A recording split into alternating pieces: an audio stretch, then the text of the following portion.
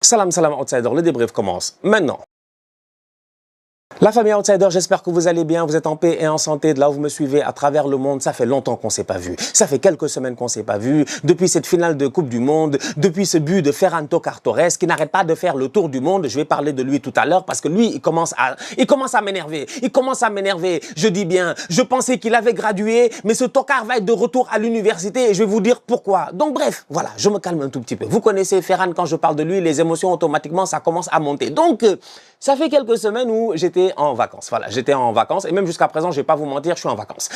Cependant, je suis venu un tout petit peu pour vous rassurer, pour vous dire que I am back. Franchement, I am back. I am back more than ever for a new season. Et cette année, c'est une saison qui est très importante pour moi. Pourquoi? Parce que ceux qui me suivent depuis le début, ceux qui me suivent depuis le premier jour, ils savent que cette saison, c'est la saison numéro 10. On a fait une décima. C'est moi le Real Madrid. On a fait une décima. Ça fait 10 ans. Ça fait 10 ans. Mais tu te rends compte? 2016-2017, c'est la première fois que j'ai allumé une caméra. 2016-2017, c'est la première fois que je me suis posé avec des potes en me disant « Ouais, on va partir sur un délire, je vais appeler ça les Outsiders ». C'est pour cela que c'est au pluriel d'ailleurs, en passant. Il y a plusieurs personnes qui me demandent souvent en me disant « Ouais, les Outsiders ». J'ai dit « Yeah, pourquoi j'ai appelé ça les Outsiders ?» C'est parce que c'est au pluriel, parce qu'au début, moi, j'étais pas le seul outsider. Il y a d'autres bandits qui étaient là avec moi, franchement. J'ai des potes en fait qui m'ont accompagné dès les débuts. J'ai des potes qui m'ont donné le courage de pouvoir partir en solo. C'est comme quand tu commences dans un boys band, tu vois. Tu commences dans un boys band, tout tranquille, etc.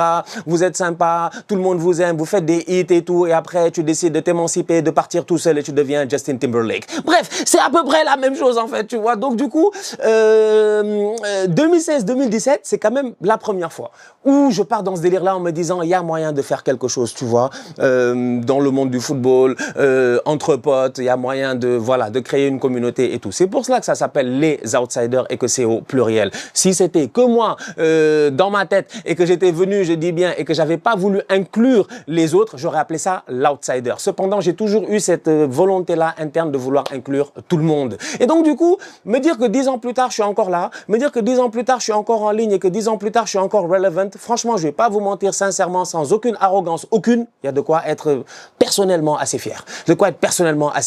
En me disant que le premier des tocards, ce sera toujours moi, mais si j'essaie de faire quelque chose dans ma vie, c'est d'essayer de pas faire les choses de manière tocaresque. Donc, du coup, les Outsiders, ça a évolué petit à petit, bon an, mal an. Il y en a qui me connaissent depuis le début, donc ils se rappellent de moi qui faisait des vidéos avec une capuche. Ils se rappellent de moi, j'ai dit bien, j'étais un enfant gêné, je pense à ce moment-là, j'étais un enfant un peu timide, en fait, tu vois. Et même jusqu'à présent, je reste un enfant timide intérieurement, tu vois. Face caméra, je peux me lâcher comme n'importe quoi, mais dans la vie de tous les jours, je suis quand même quelqu'un d'assez posé, d'assez timide. Et donc, du coup, c'était dur pour moi au début de me dire comment je vais me lâcher devant la caméra. C'était compliqué. Et c'est pour ça que je mettais une capuche, en fait, au début, tu vois. J'avais envie de me cacher un tout petit peu, tu vois. Aujourd'hui, je mets une casquette parce que c'est la calvitie, c'est pas la même chose. Donc, du coup, on va être très, très sérieux. Franchement, je vais pas vous mentir. 10 ans, c'est long.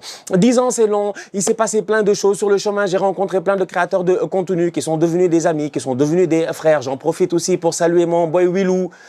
Willou, il est venu lui-même. Willou, c'est le daron! C'est le daron, c'est le padre, maintenant il faut l'appeler, attention, c'est le padre, il est venu, machallah, mon ami Willou, qui est devenu papa en plus il y a quelques jours, on l'a vu nous tous à travers les réseaux sociaux, franchement, voilà un mec incroyable, un mec en or que j'ai eu à rencontrer sur mon chemin, et voilà, jusqu'à présent, superbe entente et tout, maintenant il est papa, donc il y aura peut-être un peu moins de vidéos et tout, parce que je sais qu'il a des biberons à donner, mais on va essayer de se gérer au courant de cette saison. Il y en a eu d'autres aussi, je peux pas, j'ai envie de dire, je peux pas tous les citer, mais Loguito, immigré parisien, Massiad, machin, etc. Tous ces bandits de la cahier, tu vois. Au début, Thomas parle foot, je me rappelle et tout. Donc, 10 années, il s'est passé plein de choses, en fait, tu vois, moi, dans ma vie, entre guillemets, sur YouTube.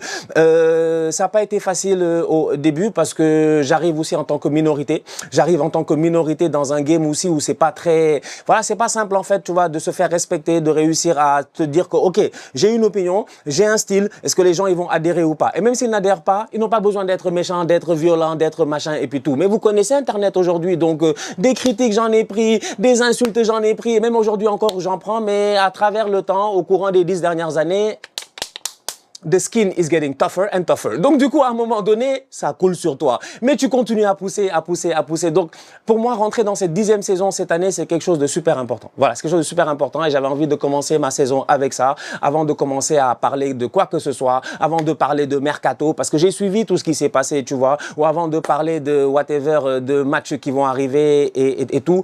Je me suis dit c'est important, donc je commence 2026-2027 avec les étoiles, avec les yeux remplis d'étoiles. Franchement, remplis d'étoiles. J'ai hâte de voir ce que cette saison elle me réserve. J'ai plein de surprises pour vous parce que j'ai préparé quelques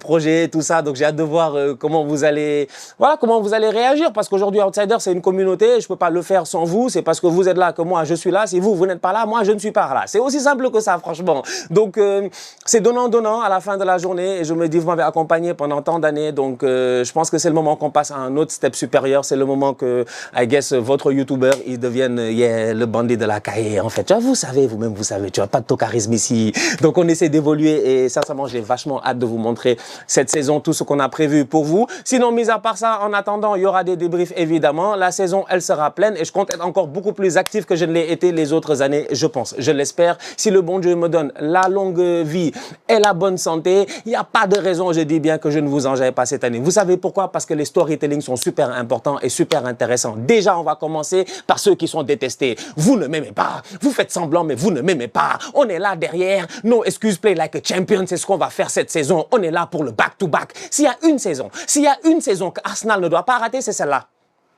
Parce que tout le monde nous déteste. Vous nous haïssez. Mais arrête, frérot.